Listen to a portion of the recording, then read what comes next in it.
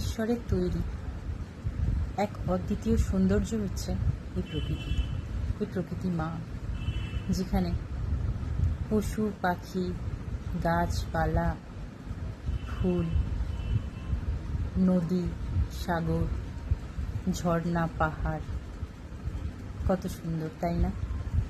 গোটা পৃথিবীটাই যেন এদের ঘর। সত্যি কথা বলতে কি, একবার ভাবুন তো, একটা পাখির বা একটা ফুলের পারমিশন লাগে কিছুর জন্য?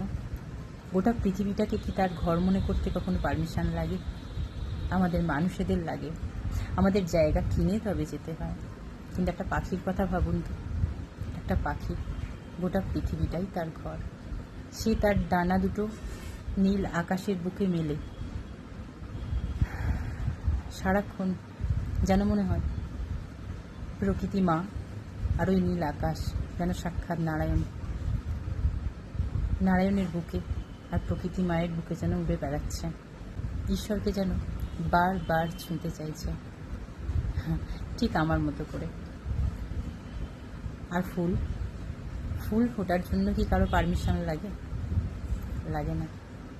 ফুল নিজে থেকেই এই প্রকৃতির মাঝে ফুটে ওঠে, আর তার সৌন্দর্য সকলে দেখে। যেমন পাখি উড়লে, আকাশে উড়লে পাখি দূর থেকে গোটা জগৎকে দেখতে পায়, আর ফুলও যখন ফোটে তার সৌন্দর্য সকলে দেখতে পায়।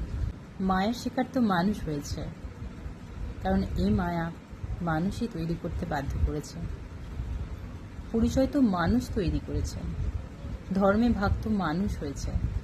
কিন্তু এই পাখিরা, ফুলেরা, নদী, সাগর, ঝর্ণা, পাহাড়, এরা তো কোনোদিন ভাগ হবে বলেই নি। এরা সকলেই সকলের উপর ডিপেন্ডেন্ট। এরা সবার আগে জানে সব কিছু ব্যালেন্সে চলে। মানুষ যেখানে দেখুন সারা দিন খাবার দাবার খাচ্ছে, সেখানে পাখিরা কি করে, সন্ধে 6টার মধ্যে তাদের খাওয়া কমপ্লিট করে তারা নিজেদের বাসায় ফিরে যায়। তাই এখনকার মানুষ অসুস্থ, মন খারাপ বলে কিছু হয় না, কারণ এদের কোনো আবেগ নেই। মানুষের মন তো চঞ্চল, কিন্তু প্রজাপতির মতো নয়। তাহলে কি পাখিদের কষ্ট হয় না? হ্যাঁ হয়, পাখিদেরও কষ্ট হয়, ওদেরও শরীর আছে। আমরা মানুষেরা সহজে সেটা বলে ফেলতে পারি, কিন্তু ওরা যে বলতে পারে না।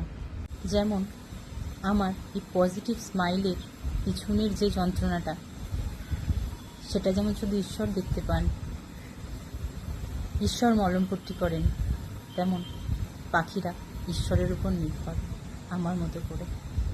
তাই আমিও যদি কিছু হতে চাই, তাহলে বলবো ওই নীল আকাশের বুকে পাখি হয়ে উঠতে চাই, আর সকলকে ভালোবাসতে চাই, সকলকে দেখতে চাই, ঈশ্বর পর্যন্ত পৌঁছাতে চাই, ঈশ্বরকে ছুঁতে চাই, তার অনুভূতি চাই, তার ভালোবাসা চাই। আমার কৃষ্ণের মতো হতে চাই আমি, আর তার চরণে ঝুঁকতে চাই, সমস্ত সমর্পণ তার চরণে করতে চাই। সে বই আমার আর কিছুই নেই। ঈশ্বর ছাড়া আমি যেন মণিহারা ফণি।